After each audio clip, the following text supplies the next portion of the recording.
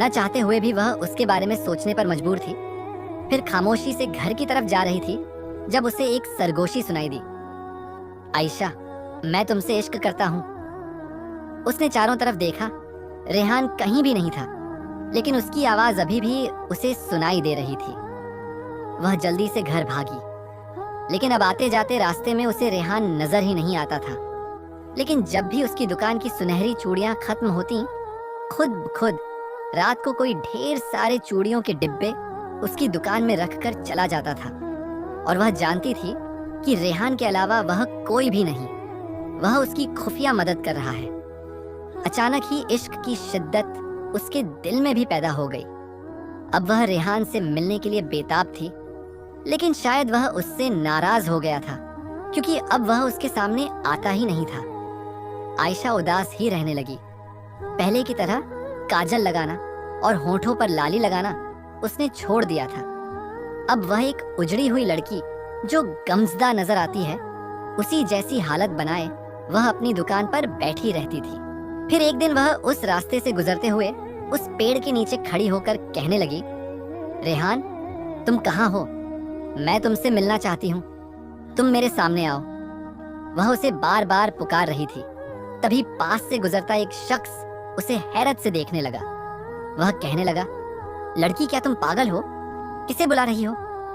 وہ اس آدمی کو دیکھ کر گھبرا گئی، جلدی سے گھر چلی آئی، لیکن اب وہ ریحان کو دیکھنے کے لیے بری طرح بیتاب تھی۔ خود بیٹھے بیٹھے رونا شروع کر دیتی، بڑی پریشان رہنے لگی۔ اس کی ماں بھی اس کی حالت دیکھ کر حیران تھی۔ وہ بار بار پوچھتی کہ عائشہ، تمہیں کیا ہوا ہے؟ لیکن اس نے کسی کو کچھ نہیں بتایا کہ اسے کیا ہوا ہے۔ در حقیقت وہ ایک ایسی کیفیت میں گرفتار ہو گئی تھی جو اس پر خود طاری ہو رہی تھی۔ وہ ریحان سے بس ملاقات کے لیے بیتاب ہو رہی تھی۔ پھر آخرکار ریحان اس کے سامنے آیا، اپنی نیلی آنکھوں کو لیے وہ جو بہت ہی خوبصورت لگ رہا تھا۔ وہ اسے دیکھ کر بہت خوش ہوئی۔ ریحان کہنے لگا، لگتا ہے کہ تمہیں بھی مجھ سے عشق ہو گیا ہے، جس طرح مجھے تم سے عشق ہے۔ عائشہ مسکراتے ہوئے کہنے لگی، کیوں نہیں، تم مجھے بہت اچھے لگتے ہو۔ بھلے ہی تم ایک جنجاد ہو، لیکن سچ میں ہی میں تمہارے بنا نہیں رہ سکتی۔ اب وہ دونوں ایک پیڑ کے نیچے بیٹھ کر باتیں کرنے لگے۔ تبھی ایک شخص وہاں سے گزرا۔ اس نے عائشہ کو وہاں بیٹھے ہوئے دیکھ لیا تھا۔ وہ شخص نشے میں تھا۔ وہ سمجھا کہ ایک جوان لڑکی اکیلی بیٹھی ہے۔ ریحان جنات اسے دکھائی نہیں دیا تھا۔ تبھی وہ اس کے قریب آیا اور عائشہ کے کندھے پر ہاتھ رکھ دیا۔ اچانک ہی جنجاد نے اس کے ہاتھ کو پکڑ لیا تھا۔ وہ شخص حیران تھا کہ آخر اس کے ہاتھ کو کیا ہوا ہے، کس نے اس کے ہاتھ کو جکڑا ہے، جبکہ عائشہ اسے غصے سے دیکھ رہی تھی۔ وہ جانتا بھی نہیں تھا کہ عائشہ کے پاس جنزاد کی طاقت ہے اور وہ اسے چھو بھی نہیں سکتا۔ اب وہ شخص درد سے تڑپ رہا تھا، لیکن ریحان اسے چھوڑنے کو تیار نہیں تھا۔ اس نے عائشہ کو چھونے کی کوشش کی تھی، پھر وہ ایک دم سے ہی زمین پر گر کر تڑپنے لگا، شاید بے ہوش ہو گیا تھا۔ عائشہ حیران ہو کر کہنے لگی، ریحان، تم نے اس کی کیا حالت کی ہے؟ تو ریحان اس کی طرف محبت سے دیکھتے ہوئے کہنے لگا، جو شخص بھی تمہیں نقصان پہنچانے کی کوشش کرے گا یا تمہاری طرف دیکھے گا تو میں اس کی یہی حالت کر دوں گا۔ اس کا یہ غصہ دیکھ کر عائشہ بری طرح خوف زدہ ہو گئی تھی، لیکن وہ خوش تھی کہ کوئی اس کی رکھوالی کرتا ہے، کوئی اس کا محافظ ہے۔ پھر وہ ریحان کے ساتھ اپنے گھر لوٹ آئی۔ ریحان کا وجود سوائے عائشہ کے کسی کو بھی دکھائی نہیں دیتا تھا۔ وہ کسی کو بھی اس کے بارے میں بتانا نہیں چاہتی تھی۔ لیکن ایک دن ایک عورت اس کی دکان پر آئی اور کہنے لگی، عائشہ، میں تم سے ایک بات کرنا چاہتی ہوں۔